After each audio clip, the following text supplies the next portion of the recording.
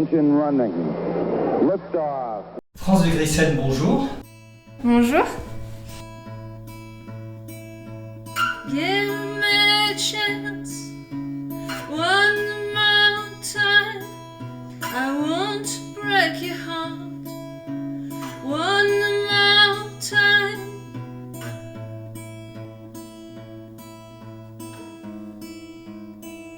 Alors de Grisel, ok, mais France, pourquoi quand on est belge? Par envie de venir habiter en France. Ça a porté bonheur.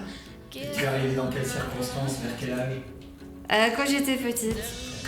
Voilà, tout simplement par mes parents, par le travail de mes parents. Et depuis, tu n'as pas quitté la France? Mais non, parce que je l'aime trop la France. Et puis elle m'aime bien aussi, il semblerait. Anything for you, for you. I would do anything for you. I would do anything. Et la musique, ça t'est tombé quand dessus? Oh là là, ça m'est tombé dessus quand j'avais 11 ans, je crois, 11 ans, 12 ans, et que je suis tombée sur une pochette des New York Dolls avec ces super messieurs habillés en filles. C'était trop intriguant, il fallait que je voie ce que c'était que ça. Et j'étais immédiatement happée. Ça me donnait absolument envie de faire partie de ce monde-là et de ce que je pressentais en voyant cette pochette. Puis j'ai écouté le son et j'ai trouvé ça absolument génial. Donc voilà, c'est grâce à une médiathèque que j'ai trouvé ça. Merci, je ne sais pas qui est le formidable sélectionneur qui avait mis ça, mais ça a fait un grand choc dans mon cœur. Et en dehors des New York Dolls, est-ce qu'il y avait quelque chose d'autre musicalement qui t'a interloqué à ce moment-là? Absolument, radicalement, Marie Laforêt. J'ai trouvé que c'était vraiment quelqu'un qui m'a éblouie totalement. La première fois que j'ai entendu chanter, je me suis dit que c'était un être extraordinaire, qu'il y avait certainement peu de créatures comme elle. À la fois quelque chose de très onirique, de mélodiquement extrêmement beau, aussi sensuel, parfois avec une tension et une rage aussi qui m'a beaucoup touchée. Et je dirais que c'est mon premier modèle féminin. Je me disais, ça c'est quelque chose, une femme comme ça m'a profondément transpercé le cœur. Donc voilà, c'est deux figures marquantes. Assez diamétralement opposées. Mais je trouve pas en fait. Je trouve qu'elles sont pas du tout opposées. Pour moi, il y a à la fois une très grande intensité, il y a une sensualité différente, il y a une rage, il y a une liberté profonde là-dedans. Tu t'es retrouvée sur scène rapidement derrière? En fait, j'ai été sur scène dès que j'étais toute petite, donc c'était pour d'autres choses en fait, plus par rapport à du théâtre et des choses comme ça, des photos aussi, des photos de mode. Donc c'était pas nouveau, mais c'était nouveau comme musicienne en fait. Et j'ai toujours su que c'était l'endroit où j'aimais vraiment être, et où je me sentais bien avec les gens avec qui je me sentais bien en fait. Et quand tu as composé, pourquoi de suite l'anglais et pourquoi l'anglais en priorité? Tout simplement parce qu'en fait, j'ai vécu en France, mais j'ai vécu aussi aux États-Unis.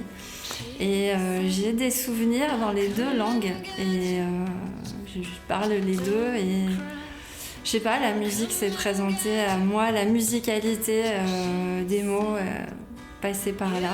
Qu'est-ce que tu nous racontes dans les textes?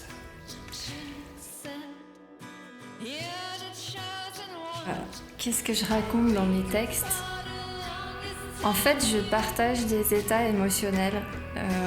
Ce qui me plaît dans la musique, c'est les climats.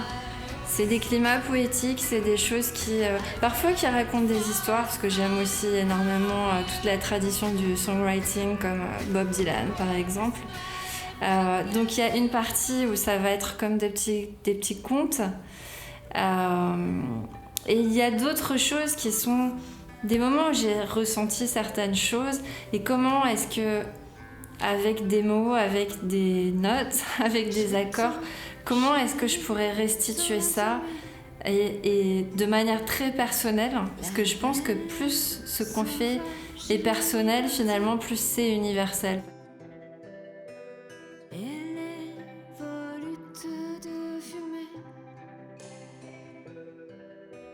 les baisers au vent jetés. La musique, c'est quelque chose, c'est un besoin. Mais est-ce que je ne crois pas spécialement que ça me fasse revenir dans un état ou dans un autre. C'est beaucoup plus qu'on dit parfois que l'art c'est une thérapie. Moi je pense que c'est beaucoup plus que ça. C'est un moyen de survie en fait, au sens beau du terme, au sens s'accrocher pour vivre des choses qui vous intéressent, qui vous passionnent, pour rencontrer des gens qui vous intéressent et qui vous passionnent. Voilà ce que ça amène. Et c'est aussi une voix que j'entends qui me chante des choses dans ma tête, qui m'envoie des mots, quelque chose qui me dépasse, je pense, totalement. Tu as fait des livres, Oui. Tu as fait des disques, tu as fait des photos Oui. de mode, des photos tout court. Oui. Il y a une ligne directrice globale que tu définirais comment? La recherche de quelque chose? Oui, en fait, tout ça, c'est une seule et même chose, en fait. C'est une quête pour être en contact avec tout ce que je trouve beau, ce que j'ai envie de vivre et ce que j'ai envie de partager. Et ça peut passer par plein de choses. Ça peut passer par tous ces moyens-là et peut-être encore d'autres dont j'ai pas l'idée aujourd'hui. La chanson que tu as choisi de nous présenter aujourd'hui, elle parle de quoi? Elle est venue comment? La chanson d'aujourd'hui, c'est une chanson sur l'amour. C'est une chanson sur le fait... Quand la lumière se C'est dur, hein? à mes yeux, Et ben voilà, c'est à propos de ça. À propos de l'amour et c'est dur, parfois, l'amour. Voilà. am I so wrong? My voice shivers, yet I go on.